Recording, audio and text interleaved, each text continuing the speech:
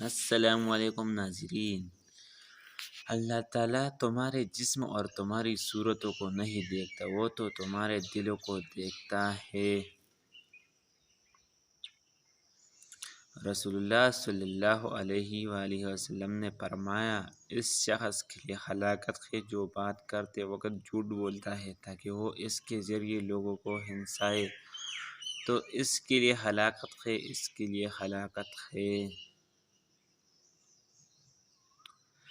ارشاد حضرت عثمان غنی رضی اللہ تعالیٰ عنہ ہے، مت رکھ امید کسی مگر اپنے رب سے، اور مت ڈر کسی سے مگر اپنے گناہ سے۔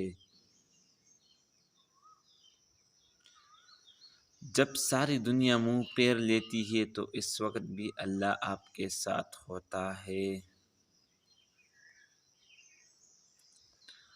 رسول اللہ صلی اللہ علیہ وسلم نے ارشاد فرمایا، جس شخص پر تنگ دستی مسلط ہو جائے وہ مجھ پر کثرت سے درود پاک پڑھے، اس لیے کہ درود شریف تنگ دستی کو ختم کر کے کثرت رزق اور حاجات کو پورا کرنے کا باعث ہے۔ اگر ویڈیو اچھی لگی تو ہمارا یوٹیوب گولڈن ورلڈ سبسکرائب کریں اسی اسلامی ویڈیو کے لیے۔